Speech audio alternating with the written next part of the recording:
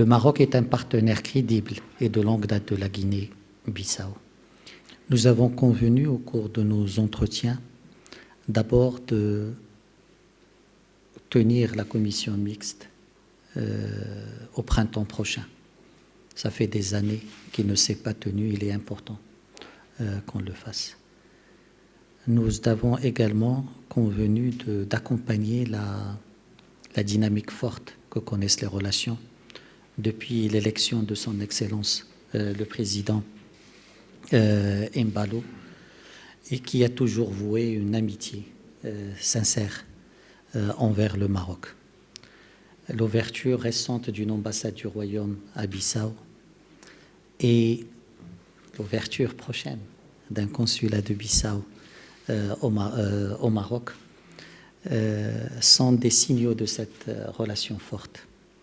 Et je tiens dans ce cadre à remercier Monsieur le Président, à vous remercier, Souzy, pour tout le soutien que vous avez apporté à la marocanité du Sahara. Heureux de voir aujourd'hui la diplomatie bissau-guinéenne retrouver sa vigueur. Et le Maroc est disposé à l'accompagner par les actes. Cette ambition que son Excellence le Président et vous-même, vous souhaitez donner à la diplomatie bissau-guinéenne au niveau régional, continental et international.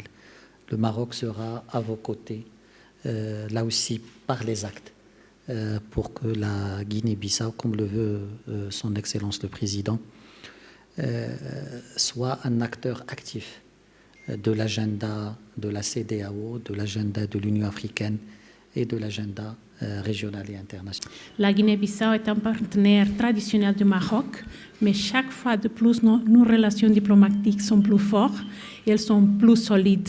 Et c'est ça qui me fait venir aujourd'hui ici au Maroc pour renforcer encore plus nos relations diplomatiques et aussi politiques avec la signature de 5 accords dans des différents domaines qui seront tellement importants pour le développement de la Guinée-Bissau. Aussi, je profite pour remercier au peuple marocain, à Sa Majesté et mon homologue Nasser Bourita pour l'appui humanitaire que le Maroc a fait à la Guinée-Bissau dans une période difficile, dans une période unique de Covid-19. Le Maroc était un des premiers à nous donner la main et nous appuyer dans la défense du peuple bissau-guinéen. Pour ça, je vous remercie. Shukran. Aussi, nous sommes tellement satisfaits de voir que depuis 2015, quand Sa Majesté est venue à la Guinée-Bissau jusqu'à aujourd'hui, vraiment, les relations politiques diplomatiques sont très fortes. La preuve de ça, c'est l'ouverture cette semaine à Bissau d'une ambassade. C'était quelque chose qu'on attendait depuis longtemps et c'est grâce au renforcement de nos relations diplomatiques et politiques qu'on est arrivé à cet étage. Encore une fois, nous sommes vraiment satisfaits. Et pour tout ça, nous sommes ici pour renouveler notre soutien à la marocanité du Sahara. On entend que c'est une situation qu'on doit soutenir nos pays frères comme le Maroc. Aussi, on croit que le développement de la situation doit être suivi par les Nations Unies pour avoir un bon résultat. Mais surtout, on est là avec vous et on est là pour vous soutenir en tant que pays frère, en tant que partenaire de la Guinée-Bissau. Pour finir, je voudrais dire que dans le prochain temps, la Guinée-Bissau veut encore avoir plus de diplomatie économique avec le Maroc.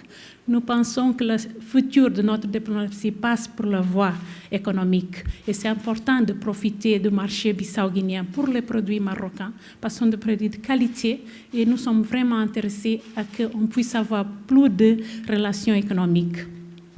Pour tout ça, nous espérons que dans le futur, surtout après cette situation de Covid, on aura encore plus de vols avec la RAM et surtout plus d'entreprises marocaines à Bissau.